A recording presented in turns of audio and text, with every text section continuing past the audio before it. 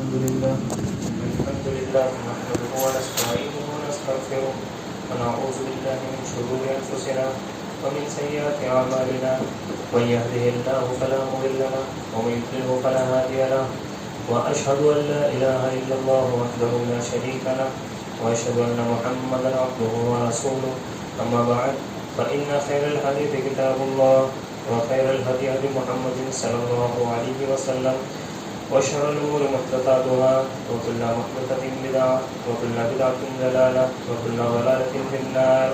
أعوذ بالله السميع العليم من الشيطان الرجيم. بسم الله الرحمن الرحيم. يا أيها الذين آمنوا اتقوا الله حق تقاته ولا تموتن إلا وأنتم مسلمون. يا أيها الناس اتقوا ربكم الذي خلقكم من نفس واحدة وخلق منها زوجها وبث منهما رجالا كثيرا ونساء واتقوا الله الذي تساءلون به والأرحام إن الله كان عليكم رقيبا. يا أيها الذين آمنوا اتقوا الله وقولوا قولا سديدا يصلح لكم أعمالكم ويغفر لكم ذنوبكم ومن يطع الله ورسوله فقد فاز فوزا عظيما. تمام تعریف و صفات اللہ وحدہ لا شریک کے لیے، تمام جہانوں کے مالک اور لاکھوں کروڑ درود و سلام اللہ کے آخر میں جناب محمد رسول اللہ صلی اللہ علیہ وسلم پر. یا ایھا الذین آمنوا صلوا علیہ وسلم تسلیما. اللهم صل علی محمد وعلی آل محمد كما صليت على ابراہیم وعلى آل ابراہیم انک حمید مجید. اللهم بارک علی محمد وعلى آل محمد كما بارکت علی ابراہیم وعلى آل ابراہیم انک حمید مجید.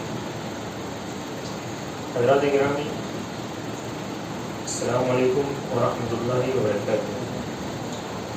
یہ مہینہ اسلامی کیلنڈر کا 12واں مہینہ چلا. ذی الحجہ کا مہینہ، اس مہینے کے اندر 2 عظیم عبادتیں ہیں. پہلی حج اور دوسری قربانی. یہ حج کی عبادت اور قربانی کی عبادت، ان دونوں کا گہرا تعلق حضرت ابراہیم خلیل اللہ علیہ الصلوۃ والتسلیم سے ہے. حج کے اندر مختلف پہلوؤں میں آپ دیکھیں گے کہ اس کا تعلق حضرت ابراہیم علیہ السلام سے، اور قربانی جو کہ حضرت ابراہیم کی ایک عظیم سنت ہے، وہ بھی اسی مہینے کے اندر، ذی الحجہ کے مہینے کے اندر 10 تاریخ کو ہم انجام دیتے ہیں. حضرت ابراہیم علیہ السلام جن سے ان 2 عظیم عبادتوں کا تعلق ہے، سوال یہ ہے کہ حضرت ابراہیم علیہ السلام کون ہے. آج ہم ابراہیم علیہ السلام کے تعلق سے مختصر میں جو چند باتیں ہم کرنے والے انشاءاللہ اس مختصر وقت میں ہم جاننے کی کوشش کریں گے. سورہ نحل آیت نمبر 120، 121 اور 122 کے اندر اللہ رب العزت نے حضرت ابراہیم علیہ السلام کا انٹروڈکشن کروایا کہ وہ ذات حضرت ابراہیم علیہ السلام کون ہے. فرمایا ان ابراہیم کان امۃ قانتا للہ حنیفا ولم یکن من المشرکین، کہ ابراہیم علیہ السلام اکیلے ایک امت تھے. ان ابراہیم کان امہ، اکیلے ایک کمیونٹی تھے، اکیلے ایک امت کے برابر تھے. آگے فرمایا قانتا للہ، اللہ کے فرما بردار تھے. حنیفا ولم یکن من المشرکین، اللہ کے حنیف تھے، اللہ کے فرما بردار تھے، اللہ کے ہر فرمان کو، اللہ کے ہر حکم کو اثر نو ماننے والے تھے، اور وہ مشرکین میں سے نہیں تھے. وہ توحید پرست تھے، وہ مشرک نہیں تھے. شاکرا لانعمہ اجتباہ وہداہ الی صراط مستقیم، اور وہ اللہ کی نعمتوں کے لیے اللہ کا شکر ادا کرنے والے تھے. اجتباہ، اللہ رب العزت نے حضرت ابراہیم خلیل اللہ کو اپنا دوست بنایا، اپنا خلیل بنایا، حضرت ابراہیم کو چن لیا تھا. وہداہ الی صراط مستقیم، اور حضرت ابراہیم کی رہنمائی صراط مستقیم کی طرف مکمل کر دی. یہاں پر اس آیت کریمہ میں اللہ رب العزت نے حضرت ابراہیم کو اکیلے ایک امت کہا. امت کے 2 معنی. پہلا معنی کمیونٹی، پوری امت. جب دنیا میں کوئی توحید کا نام لینے والا نہیں تھا، اس وقت حضرت ابراہیم علیہ السلام اکیلے اللہ رب العزت کی توحید کو بلند کرنے والے تھے. اللہ کی توحید کے ڈنکے کو، اللہ کی توحید کے جھنڈے کو لے کر اس کو بلند کرنے والے تھے. دوسرا امام، اس کے اندر امت کا مطلب یہ ہے کہ امام، پیشوا اور لیڈر.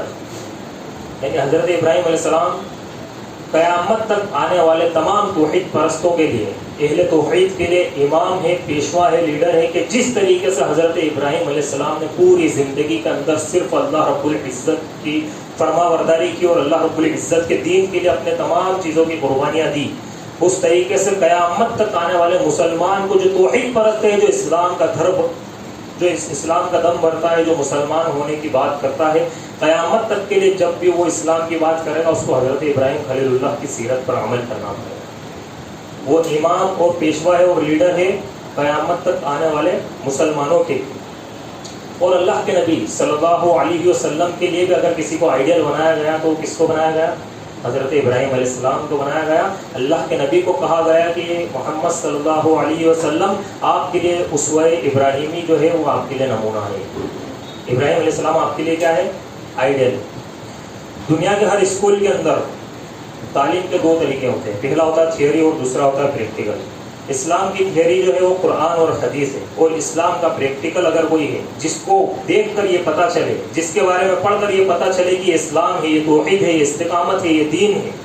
اگر ایک مسلمان جاننا چاہتا ہے کہ دین کے لیے قربانی کیسے دی جاتی ہے تو وہ کس کو پڑھے گا؟ اسلام کے پریکٹیکل جناب حضرت ابراہیم علیہ الصلوۃ والتسلیم اور جناب محمد رسول اللہ صلی اللہ علیہ وسلم کو وہ پڑھے گا۔ اس لیے قرآن میں ان کے نام کے ساتھ مسلم ضرور آتا ہے۔ مسلم یعنی اگر کوئی شخص یہ کہتا ہے کہ مسلمان ہو، مسلم ہو، تو آسان نہیں ہو جاتا مسلمان ہو جاتا۔ ہر شخص کہتا ہے کہ وہ مسلم ہو، لیکن مسلم دراصل کوئی ہے تو وہ کون ہے؟ ابراہیم علیہ السلام کے طریقے پر چلنے والا مسلم، ابراہیم علیہ السلام کے جیسا ایمان لانے والا مسلم۔ اللہ رب العزت نے ان کو مسلمان کب کہا؟ جب ان کی ایج کی آخری سٹیج چل رہی تھی، جب انہوں نے تمام قربانیاں اللہ کے دین کے لیے دے دی، جب اپنے بیٹے کو قربان کر دیا اور تمام مرحلے پار کر کے چلے گئے، اس کے بعد اللہ نے ان دونوں باپ بیٹوں کو کہا، حضرت اسماعیل اور حضرت ابراہیم علیہ الصلوۃ والتسلیم کو، کہ اب تم دونوں مسلمان۔ کہ جب دونوں باپ بیٹے کیا لے کر آ گئے؟ اسلام لے آئے۔ تو مسلمان ہو جانا یہ آسان بات نہیں۔ ہر شخص اپنے آپ کو مسلمان کہتا ہے، ہر مسلمان یہ سوچتا ہے کہ میں جنت میں جانے والا ہوں، لیکن دراصل جنتی وہی ہوگا جو ابراہیم علیہ السلام کی سیرت پر عمل کرے گا۔ اور پھر آگے فرمایا کہ وہ اللہ کے قانت تھے۔ قنوت کا مطلب ہوتا ہے کسی کی اطاعت پابندی سے کرنا، یعنی ایسا نہیں کہ جب ہمارے نفس نے کہ ہم نے اطاعت کی اور جب ہمارے نفس نے منع کر دیا ہم نے اطاعت نہیں کی۔ ہم نے کبھی اپنے نفس کی خواہشوں کی پیروی کی، کبھی ہم نے اللہ کے رسول صلی اللہ علیہ وسلم کی پیروی کی، بلکہ پیروی ہمیشہ لگاتار مسلسل ہونی، یہ دراصل اس کا مطلب ہوتا ہے قنوت۔ اور وہ کون تھے؟ حضرت ابراہیم علیہ السلام وہ اللہ کے فرما بردار بنتے تھے، یعنی وہ ہر وقت اللہ کی فرما برداری میں لگے رہتے تھے۔ آگے فرمایا شاکرا لانعمہ، تو شکر گزار تھے۔ وہ شکر گزاری کیسی؟ ہم صرف زبان سے شکر ادا کرتے ہیں، ہم کہتے ہیں الحمدللہ کہ ہر عالم اللہ کا شکر ہے، لیکن ہمارے صرف یہ کہہ دینے سے کیا یہ مکمل کمپلیٹ ڈیفینیشن شکر کی ادا ہوگی؟ شکر کی ڈیفینیشن جو ہے علامہ ابن قیم الجوزی رحمۃ اللہ علیہ نے بہت پیاری ڈیفینیشن بتائی ہے۔ ظہور اثر نعمت اللہ علی عبدہ علی لسانہ ثناء و طرافہ علی قلبہ شہود و محبہ وعلی جوارہ انقیاد و طاعہ۔ فرمایا کہ آپ کی زبان پر شکر کا اثر ہو، آپ جب شکر ادا کریں تو آپ کی زبان پر اس کا اثر ہونا چاہیے، آپ کی زبانیں اعتراف کریں، اس بات کو قبول کریں، آپ کی زبانوں پر اللہ کی تعریف ہو، اور دل گواہی دے اس بات کی کہ اللہ رب العزت کا ہم شکر ادا کر رہے ہیں، اور دل کے اندر اس شکر کے لیے اللہ کی محبت ہو۔ یہ دراصل کس کی ڈیفینیشن ہے؟ شکر کی۔ اور آگے فرمایا وَعَلَى جَوَارِحِ انْقِعَادًا وَطَاعَةً، کہ جسم کے اعضاء و جوارح نعمتوں کا صحیح استعمال کرے۔ جس نعمت کے لیے ہم نے اللہ کا شکر ادا کیا اس کا صحیح استعمال کرنا، یعنی اعضاء اور جوارح سے بھی اللہ رب العزت کا شکر ادا کرنا، دراصل یہ شکر کی ڈیفینیشن ہے۔ ایک انسان صرف شکر ادا کرتے زبان سے کہہ دے وہ مکمل شکر ادا نہیں ہوگا۔ اور یہ جو ڈیفینیشن ہے اگر یہ آپ کسی کی زندگی میں دیکھیں گے تو حضرت ابراہیم خلیل اللہ علیہ الصلوۃ والتسلیم کی زندگی کے اندر دیکھیں گے کہ ان کی زندگی، ان کے اعضاء و جوارح، ان کی زبان ہر وقت اللہ رب العزت کے شکر میں تر رہتی تھی، اور اس کے اندر اس کا احساس ہوتا تھا، ان کے اعضاء و جوارح سے ان کی نعمتوں کا ثبوت ملتا ہے۔ تو دراصل یہ شکر کی ڈیفینیشن ہے، اور حضرت ابراہیم علیہ السلام جو اللہ کی نعمتوں کا سب سے زیادہ شکر ادا کرنے والے تھے، اللہ نے قرآن مجید میں فرمایا۔ اسی لیے سورہ بقرہ میں فرمایا وَمَن يَرْغَبُ عَن مِّلَّةِ إِبْرَاهِيمَ إِلَّا مَن سَفِهَ نَفْسَهُ کہ ابراہیم کے طریقے کو، ابراہیم کے منہج کو وہی شخص چھوڑے گا جو بیوقوف ہوگا، جو احمق ہوگا، جو اسٹوپڈ ہوگا۔ آئیے ہم ابراہیم علیہ السلام کی زندگی دیکھتے ہیں کہ ابراہیم علیہ السلام کی دعوت و تبلیغ کا کیا طریقہ تھا، کس طریقے سے ابراہیم علیہ السلام نے دعوت و تبلیغ جو ہے لوگوں کے سامنے پیش کی۔ اس دور میں، ابراہیم علیہ السلام کے دور میں، لوگ 3 طریقے کی شرک کیا کرتے تھے۔ پہلا، وہ بتوں کی عبادت کیا کرتے تھے۔ کیا کرتے تھے؟ وہ بتوں کی عبادت کیا کرتے تھے، ان کو سجدے کیا کرتے تھے۔ دوسرا، وہ بادشاہ کو بھی سجدہ کیا کرتے تھے۔ تیسرا، وہ سورج اور چاند اور ستارے، ان تمام کی بھی عبادت کیا کرتے تھے۔ مطلب 3 طریقے کے بڑے شرک کے اندر وہ مبتلا تھے۔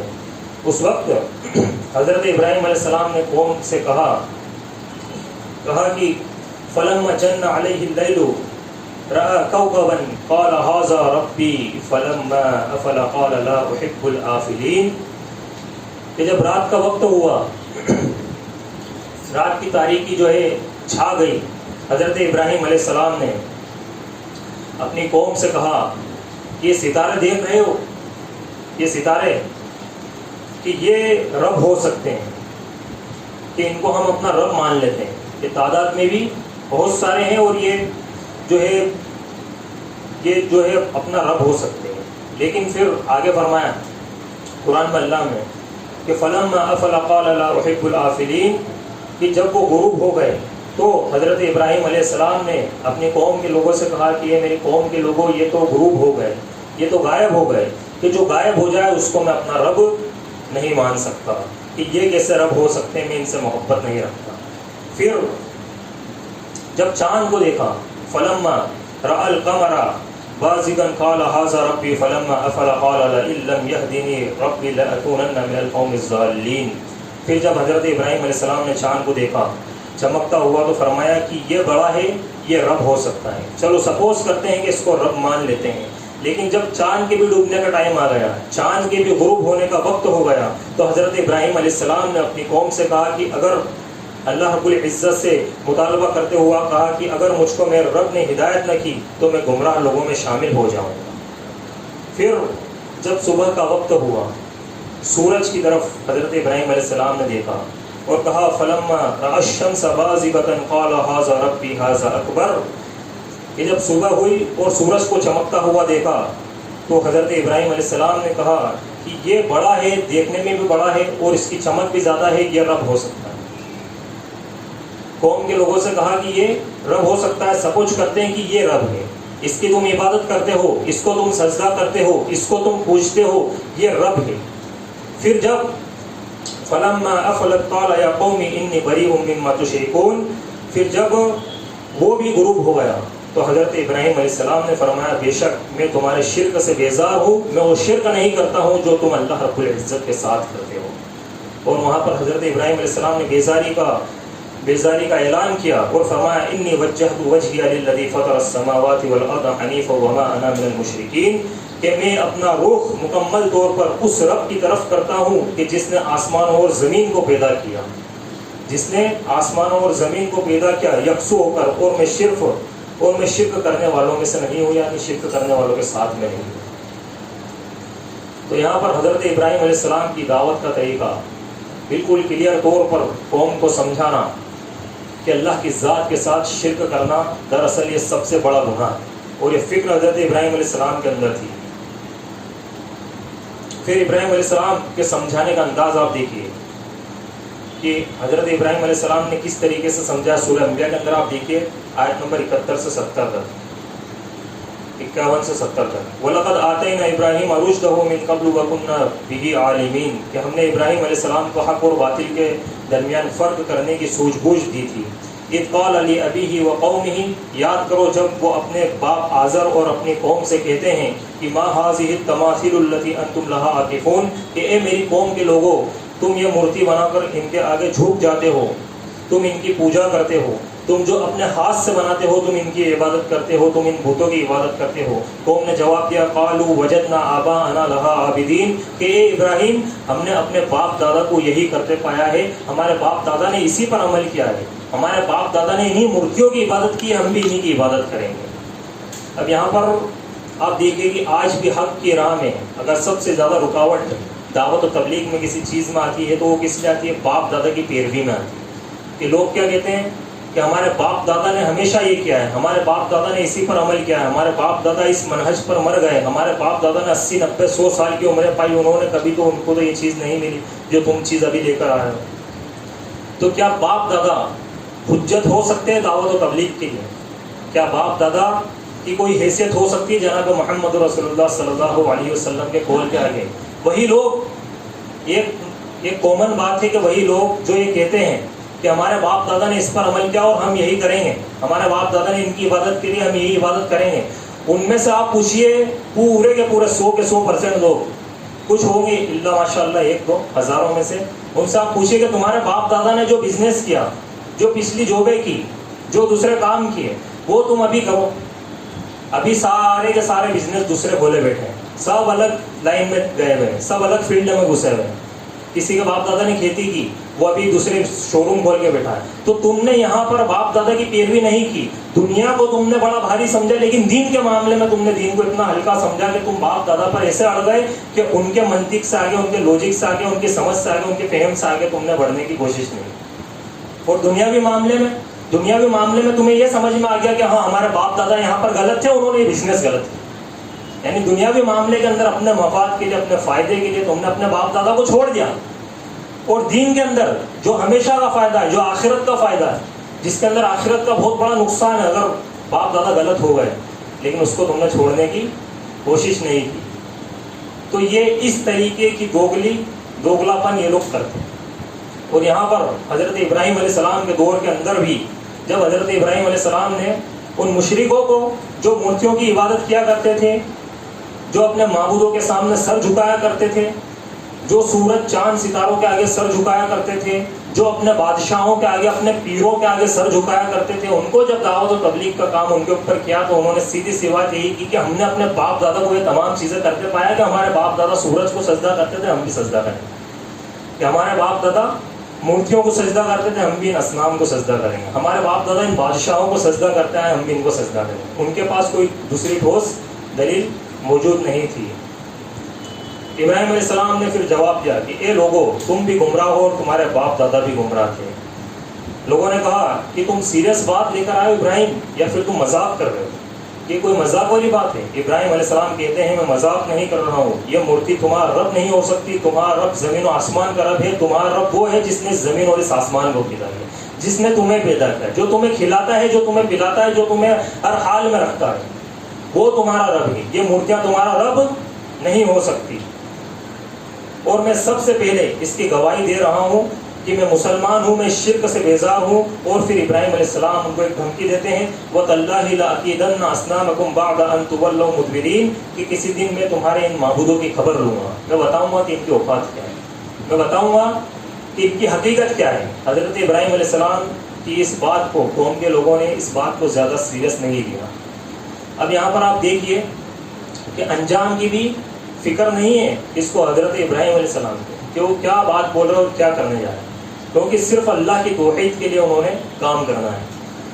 تو قوم کے لوگوں نے اس بات پر زیادہ دھیان نہیں دیا. کچھ دن بعد لوگ جو ہے ان کا کوئی تہوار تھا، اس کے لیے وہ میلے میں چلے گئے. ان کی جو عبادت گاہ تھی وہ خالی تھی، جہاں پر وہ معبودوں کی بتوں کی عبادت کیا کرتے تھے، شرک کیا کرتے تھے.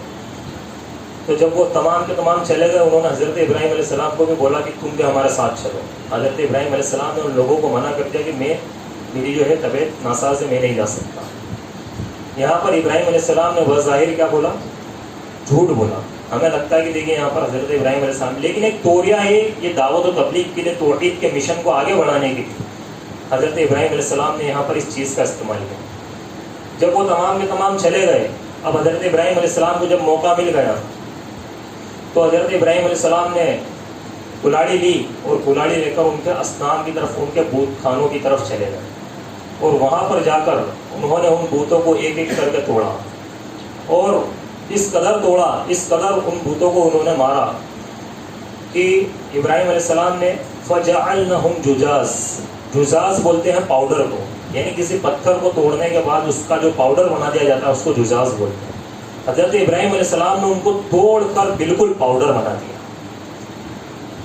اس سے یہاں پر ایک چیز یہ بھی پتہ چلتا ہے کہ حضرت ابراہیم علیہ السلام فزیکل بہت زیادہ اسٹرانگ تھے، مضبوط تھے، تو ہر نوجوان کو فزیکل اسٹرانگ ہونا چاہیے۔ اب جب انہوں نے یہ کام کیا تو جب قوم کے لوگ واپس لوٹ کر آئے، تو انہوں نے جو ہے دیکھا، جب ان کے جو ہے شیڈول کے حساب سے ان کا یہ معمول تھا کہ وہ جب بھی آتے واپس سے کہاں پر جاتے ہیں؟ اپنے بت خانوں کے اندر جاتے ہیں۔ وہ اپنے بت خانوں کے اندر گئے، وہ جا کر وہاں پر اپنے معبودوں کی یہ غربت دیکھ کر، اپنے معبودوں کا یہ حال دیکھ کر انہوں نے کہا کہ کون ہے؟ من فعل ھذا، قالوا من فعل ھذا، کہ کس نے یہ کام کیا ہے؟ تو انہی قوم کے لوگوں میں سے کچھ نے کہا کہ ابراہیم نام کا ایک نوجوان تھا۔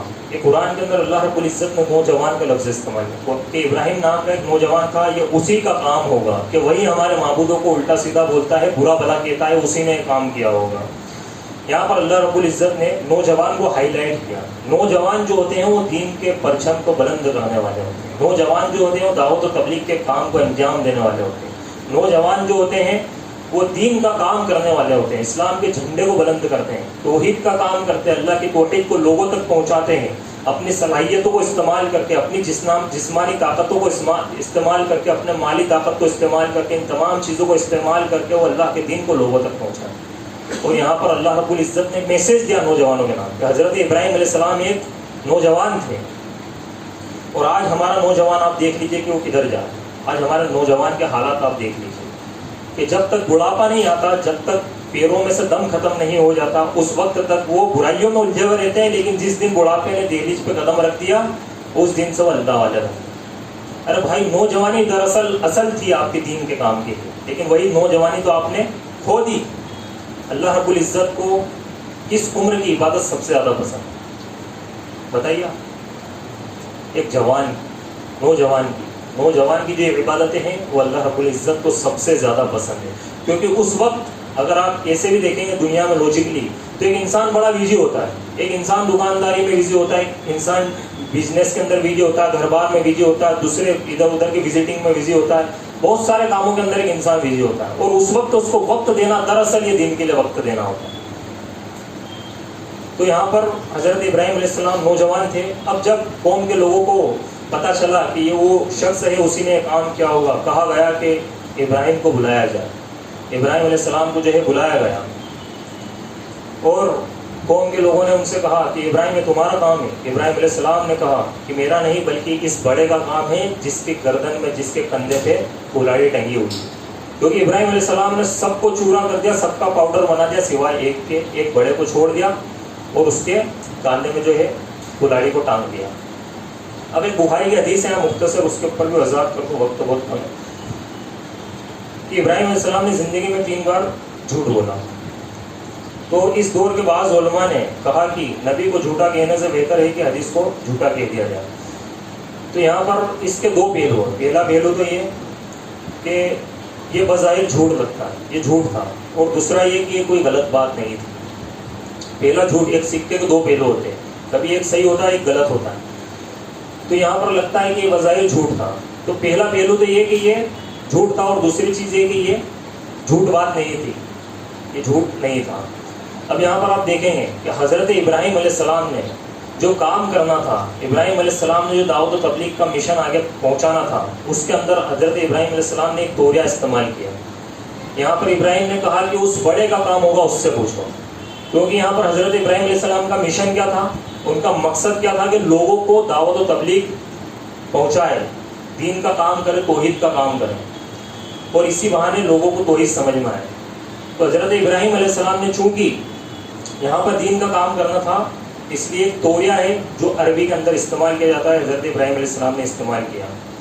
اور اسی تعلق سے ایک حدیث اور آتی ہے کہ کل جب قیامت کے دن شفاعت کے لیے لوگ حضرت ابراہیم علیہ السلام کے پاس جائیں گے، تو اس وقت ابراہیم علیہ السلام کہیں گے کہ میں نے زندگی میں 3 بار جھوٹ بولے، اس لیے میں تمہاری شفاعت نہیں کرا سکتا۔ اور یہاں پر آپ دیکھیے کہ ابراہیم خلیل اللہ، چونکہ اللہ کے خلیل ہے، اور جو جتنا مرتبے پر فائز ہوتا ہے، جو جتنا بڑا نیکوکار ہوتا ہے، متقی پرہیزگار ہوتا ہے، اور جو انبیاء اور رسول کی کیٹیگری میں آ جاتا ہے، تو پھر اس کے بعد ان کی چھوٹی چھوٹی غلطیوں پر بھی کیا ہوتی ہے؟ پکڑ ہوتی ہے، چھوٹی چھوٹی غلطیوں پر بھی پکڑ ہوتی ہے۔ یہاں پر حضرت ابراہیم علیہ السلام نے چونکہ لفظ استعمال کیا زندگی کے اندر دعوت و تبلیغ کے مشن کے لیے 3 مرتبہ توریہ استعمال کیا. کل قیامت کے دن ابراہیم علیہ السلام کو ڈر لگا ہوگا. حضرت ابراہیم علیہ السلام اللہ رب العزت سے یہ خوف کھائیں گے کہ میں نے زندگی کے اندر 3 بار جھوٹ بولا, میں کس طریقے سے اللہ کے نزدیک شفاعت کرا سکتا ہوں. تو یہ دراصل اس کا مسئلہ ہے. پھر اس کے بعد خیر فاسألوہ ان کانوا ینطقون, کہ اس بڑے سے پوچھ لو. 2 منٹ کے لیے قوم کے دماغ میں یہ بات آئی کہ یہ بت تو بول نہیں سکتے, یہ بت تو بول نہیں سکتے اور ہم ان کی عبادت کر رہے ہیں, ہم ظالم ہیں. لیکن تھوڑی دیر کے بعد جو ہے وہ قوم کے لوگ پلٹ گئے اور کہنے لگے کہ ابراہیم تم جانتے ہو یہ بول نہیں سکتے. اب ابراہیم علیہ السلام کو یہی بات ان کے منہ سے سننی تھی, یہی بات ان کے منہ سے سننی تھی کہ یہ بول نہیں سکتے. پھر ابراہیم علیہ السلام نے جو ہے ان کو کہا, ان سے بولا کہ تم اس کی عبادت کرتے ہو, اے میری قوم کے لوگوں تم ان کی عبادت کرتے ہو کہ جو تمہارا نفع تمہارے نقصان کے مالک نہیں, جو بول نہیں سکتے تم ان کی عبادت کرتے ہو کہ کس طریقے سے تمہارا رب ہو سکتے ہیں. اف لکم ولما تعبدون من دون اللہ, افسوس ہے تم پر کہ تم کس کی عبادت کر رہے ہو, افسوس ہے تم پر کہ تم کن کی عبادت کر رہے ہو. پھر دنیا کا دستور ہے کہ اگر دلیل سے بات نہ ہو سکے تو پھر کس چیز کا استعمال کیا جاتا ہے, پھر طاقت کا استعمال کیا جاتا ہے. پھر ان تمام لوگوں نے, وہ جانتے اس بات کو کہ اب ان معبودوں کی کوئی حیثیت نہیں, یہ ہماری مدد نہیں کر سکتے, ہم ان کو پکارتے ہیں لیکن یہ ہماری مدد نہیں کر سکتے, یہ بول نہیں سکتے, ہمیں کھلا نہیں سکتے, ہمیں پلا نہیں سکتے, یہ ہمارے نفع ہمارے نقصان کسی چیز کے مالک نہیں ہے. قوم کے لوگوں نے تمام نے مل کر بولا کہ چلو اپنے معبودوں کی مدد کرو, چلو اب اپنے معبودوں کی مدد کرو. اور پھر جو ہے طاقت کا استعمال ہوا, پورا شہر جلا دیا جائے, اتنی بڑی آگ جلائی گئی اور حضرت ابراہیم علیہ السلام کو منجنیق کے اندر بٹھا کر لایا گیا. اور حضرت ابراہیم علیہ السلام کو جب اتنی بڑی آنکھ دکھائی گئی تو ان کے ماتھے پر ذرا سی بھی شکن نہیں تھی, ذرا سی بھی شکن جو ایک انسان کے ذہن میں ایک انسان کے ماتھے پر تھوڑی سی میں آ جاتی, وہ شکن بھی جو ہے ان کے ماتھے پر نہیں تھی. حضرت ابراہیم علیہ السلام کو لایا گیا اور پھر اس کے اندر جب ڈالنے کی تیاری کی گئی, حضرت ابراہیم علیہ السلام نے کہا حسبی اللہ و نعم الوکیل, کہ اللہ رب العزت میرے لیے کافی ہے, وہی وکیل ہے, وہی کارساز ہے, اس سے بڑا وکیل کوئی ہے. کہ اللہ رب العزت اگر وکالت کرنے پہ آ جائے تو کیا کوئی وکیل ہے دنیا کا جو اللہ رب العزت کو عاجز کر سکتا ہے. اللہ رب العزت نے وکالت کی. وکالت کس نے کی؟ اس رب نے کی, اس عرش کے مالک نے کی, اس دنیا اور آسمان کے مالک نے کی.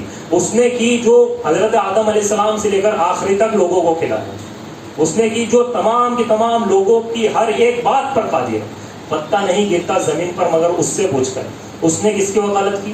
حضرت ابراہیم خلیل اللہ علیہ الصلوۃ والتسلیم کے نے جو ہے اللہ رب العزت سے جو ہے مدد مانگی. اللہ رب العزت چونکہ ابراہیم نے اللہ کی توحید کے لیے, اللہ کے آگے جھکنے کے لیے, اللہ کی توحید کے لیے, اللہ کے دین کو بلند کرنے کے لیے اپنے آپ کو آگ میں جلانا گوارا کیا, اپنے آپ کو آگ کے اندر ڈلوانا گوارا کیا اور آگ کے اندر کود جانا گوارا کیا. تو اسی لیے اللہ تبارک و تعالیٰ نے اگر چاہتا تو اللہ رب العزت فرشتوں کے ساتھ ہوا بھیج سکتا تھا, اللہ چاہتا تو فرشتوں کے ساتھ پانی بھیج سکتا تھا, کسی اور ذریعے سے حضرت ابراہیم علیہ السلام کو بچاتا. اللہ رب العزت نے بھی اثر نو ڈائریکٹ اس آگ سے کہا کہ قلنا یا نار کونی بردا و سلاما علی ابراہیم, کہ آگ تو میرے خلیل پر, میرے دوست پر, حضرت ابراہیم علیہ الصلوۃ والتسلیم کے اوپر سلامتی کے ساتھ ٹھنڈی ہو جا. ایسی ٹھنڈی ہونا کہ میرے دوست کو تکلیف نہ ہو, ایسی ٹھنڈی ہونا جو سلامتی کے ساتھ ٹھنڈی ہو, جو میرے خلیل کو سلامت رکھے. اب بتائیے اب کہ اللہ رب العزت اگر وکالت کرنے پا جائے, اللہ رب العزت اگر بچانے پر آ جائے تو کیا پوری کائنات مل کے نقصان پہنچا سکتی ہے؟ پوری کائنات مل کے نقصان نہیں پہنچا سکتی. پوری کائنات مل کے ذرہ برابر بھی آپ کی مقدر کے اندر, آپ کی تقدیر کے اندر پھیرا پھیری نہیں کر سکتی. یہاں پر اللہ رب العزت نے آگ کو حکم دیا, آگ جو ہے وہ گلزار ہو گئی, آگ ٹھنڈی ہو گئی. حضرت ابراہیم علیہ السلام جو ہے اس کے اندر جلے نہیں, حضرت ابراہیم علیہ السلام کے ماتھے پر ایک شکن نہیں آئی, حضرت ابراہیم علیہ السلام کے بال میں بھی تکلیف نہیں ہوئی. اللہ رب العزت نے انہیں وہاں سے بچایا. پھر اس کے بعد حضرت ابراہیم علیہ السلام کو جب لگا کہ اب یہاں پر رہنا صحیح نہیں ہے تو اب یہاں سے حضرت ابراہیم علیہ السلام نے ہجرت کا فیصلہ لیا کہ اب یہاں سے ہجرت کرتے ہیں, یہاں سے نکلتے ہیں. حضرت ابراہیم علیہ السلام نے سب کو چھوڑا اللہ کے لیے, اللہ کے لیے اپنا وطن چھوڑا, اللہ کے لیے اپنے شہر کو, اپنے گاؤں کو, اپنے گھر بار کو, اپنی قوم کو چھوڑا اور وہاں سے چھوڑ کر ہجرت کرنے لگے. آج لوگ ہجرت کرتے ہیں لیکن کس لیے کرتے ہیں؟ اپنے گھر بار کو چھوڑتے ہیں. کس لیے چھوڑتے ہیں؟ آج اپنے اہل و عیال کو چھوڑتے ہیں, اپنی فیملی کو چھوڑتے ہیں, اپنے ملک کو چھوڑتے ہیں, اپنے شہر کو چھوڑتے ہیں. کس لیے چھوڑتے ہیں؟ مال کے لیے چھوڑتے ہیں. کمانے کے لیے چھوڑتے، دنیاوی مومنٹ کے لیے چھوڑتے.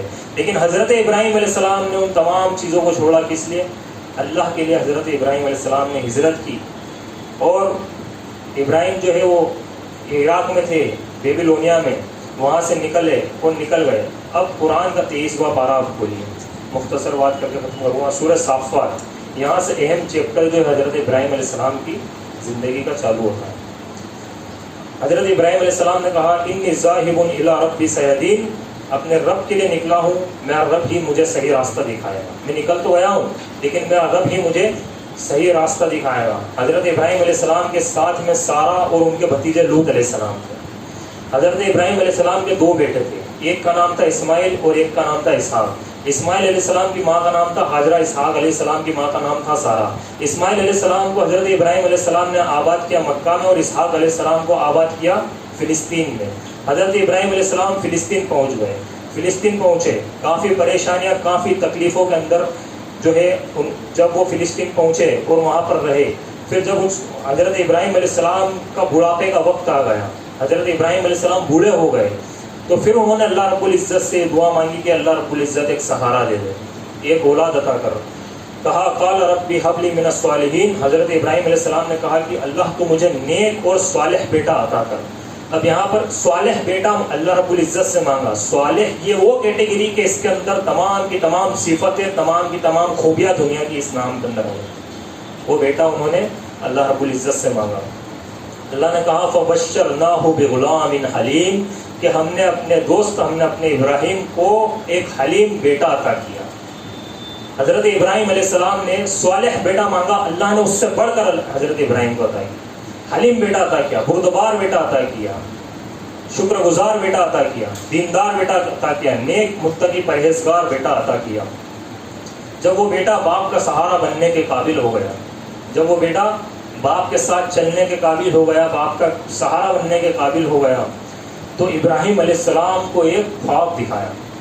اللہ رب العزت نے حضرت ابراہیم علیہ السلام کو ایک خواب دکھایا کہ وہ اپنے اس بیٹے کو، اس ننھے سے بیٹے کو، اس جگر کے ٹکڑے کو، جس کو بڑی مشقتوں کے بعد وہ بیٹا ان کو ملا، ان کا نور نظر، اس کو وہ اپنے ہاتھوں سے کیا کر رہے ہیں؟ ذبح کر رہے ہیں. جب ان کو یہ خواب دکھایا گیا تو ابراہیم علیہ السلام اپنے بیٹے کے پاس آئے اور اپنے بیٹے سے کہنے لگے، کہا یا بنی انی ارا فی المنام ینی اذبحوا فانظروا ماذا ترى، کہ میرے بچے میں نے خواب دیکھا ہے، میں نے خواب دیکھا ہے کہ میں اپنے ہاتھوں سے تجھ کو ذبح کر رہا ہوں، میں اپنے ہاتھوں سے تجھ کو ذبح کر رہا ہوں، تو بتا تیری رائے کیا، تو بتا تیری رائے کیا. حضرت ابراہیم علیہ السلام اب یہ دیکھ بھی رہے ہیں، یہ دیکھ بھی رہے ہیں کہ میں نے اپنے بیٹے کی جو پرورش کی بچپن سے، اس پرورش کا نتیجہ کیا، میں نے اپنے بیٹے کی جو دینی پرورش کی ہے اس کا اثر کیا ہے کہ بیٹا کتنا پانی میں ہے. وہ بیٹا ربی حبلی من الصالحین جیسی دعا کا نتیجہ تھا. وہ بیٹا صالح بیٹا تھا، حلیم بیٹا تھا. اللہ رب العزت کی طرف سے اس کے لیے حلیم کا لفظ استعمال کیا گیا تھا. اس بیٹے نے اپنے باپ کو، ابراہیم علیہ السلام کو جواب دیا کہ ابا کر دیجئے، اگر اللہ نے چاہا تو آپ کا بیٹا صبر سے کام لے گا. یہاں پر حضرت ابراہیم علیہ السلام نے اپنے بیٹے کو جو بات بتلائی کہ میں نے خواب دیکھا، تو حضرت ابراہیم علیہ السلام نے یہ بھی نہیں بولا کہ اللہ رب العزت نے مجھے خواب دکھایا، بلکہ صرف اپنا خواب، جو بات تھی، جو نارمل بات تھی، وہ اپنے بیٹے کے سامنے رکھتی کہ میں نے خواب دیکھا ہے کہ میں تجھے ذبح کر رہا ہوں. بیٹا سمجھ گیا کہ اللہ رب العزت کی طرف سے حکم ہے، کہ اللہ رب العزت چاہتا ہے کہ میں اللہ کی راہ میں قربان ہو جاؤں، ذبح کر دیا جاؤں، اور اپنے باپ کے ہاتھوں میں ذبح کر دیا جاؤں. اتنی عظیم بات، وہ بھی ایک بات باپ اپنے بیٹے سے کہہ رہا ہے کہ میں اپنے ہاتھوں سے تجھے ذبح کر رہا ہوں. اب قربان بھی ہونا ہے اپنے باپوں کے ہاتھوں سے، جس ہاتھوں میں اس کو پال پوش کے بڑا کیا گیا، اسی ہاتھوں سے اس کو قربان کرنا ہے. اور بیٹا بھی جان رہا ہے کہ یہ جو قربانی طلب ہو رہی ہے دراصل میری جان ہی دینی ہے، ایسا نہیں کہ کچھ اور دینا ہے، مجھے اپنی جان ہی دینی ہے، یعنی مجھے ذبح ہی ہونا ہے. تو بیٹے نے کہا کہ آپ کر گزریے، اللہ رب العزت جو ہے تو آپ کا بیٹا صبر سے کام لے گا، بالکل صبر کرے گا. پھر اللہ رب العزت نے لفظ استعمال کیا فلما اسلما، جب دونوں باپ بیٹے اسلام لے آئے، جب دونوں باپ بیٹے اسلام لے آئے. تو یہ اسلام لے آنا کوئی چھوٹی موٹی چیز نہیں کہ ہر شخص یہ سوچے کہ ہم پکے مسلمان ہو گئے، ہمارے سرٹیفکیٹ مل. اس کے پیچھے اگر کسی کو ہمیں آئیڈیل بنانا ہوگا اور کسی کی زندگی پر چل کے دکھانا ہوگا، اور جس کی جیسی قربانی دینی پڑے گی تو حضرت ابراہیم خلیل اللہ علیہ السلام جیسی دینی پڑے گی، جن کو اللہ نے اکیلی امت کہا ہے۔ اللہ کے آگے سر خم تسلیم کرنے کا نام اسلام ہے۔ وَتَلَّهُ بِالْجَبِينِ، ابراہیم نے بیٹے کو جبین کے بل لیٹایا، کروٹ دے کر لیٹایا، قریب تھا کہ بیٹا ذبح ہو جائے، سب کچھ تیار ہے، باپ ذبح کرنے کے لیے تیار ہے۔ پھر اللہ رب العزت نے آواز لگائی وَنَادَيْنَاهُ إِيَّا ابراہیم قَدْ صَدَّقْتَ الرُّؤْيَا، کہ ابراہیم رک جاؤ، تم نے اپنے خواب کو سچ کر دکھایا، تم نے اپنے خواب کو سچ کر دکھایا۔ ہم نے دنیا کو بتانا تھا کہ تمہیں ہم نے اپنے ایسا ہی خلیل نہیں بنایا، یعنی تم ہمارا خلیل ایسے ہی نہیں ہو، ہمیں دنیا نے بتانا تھا۔ اِنَّا كَذَلِكَ نَجْزِي الْمُحْسِنِينَ، ہم نیک لوگوں کو ایسا ہی بدلہ دیتے ہیں۔ اِنَّا هَذَا لَهُوَ الْبَلَاءُ الْمُبِينُ، یہ بہت بڑا امتحان تھا جو تم نے کر دکھایا۔ وَفَدَيْنَاهُ بِذِبْحٍ عَظِيمٍ، ہم نے اسماعیل کے ذریعے ایک ذبیحہ عطا فرمایا۔ وَتَرَكْنَا عَلَيْهِ الْآخِرِينَ، اور ہم نے اس سنت کو بعد والوں کے لیے جاری کیا۔ آج ہزاروں سال گزر گئے، ابراہیم علیہ السلام کی سنت کو اثر نو جناب محمد رسول اللہ صلی اللہ علیہ وسلم کی جو ہے نے بھی اس کو جاری کیا، اور آج ہم اپنے نبی کی اقتداء میں اس عظیم سنت کو جو ہے عمل میں لا رہے ہیں، اور اس کو ہم انجام دے رہے ہیں۔ آخر میں اللہ رب العزت سے دعا ہے کہ اللہ رب العزت ہمیں کہنے اور سننے سے زیادہ عمل کرنے کی توفیق عطا فرمائے۔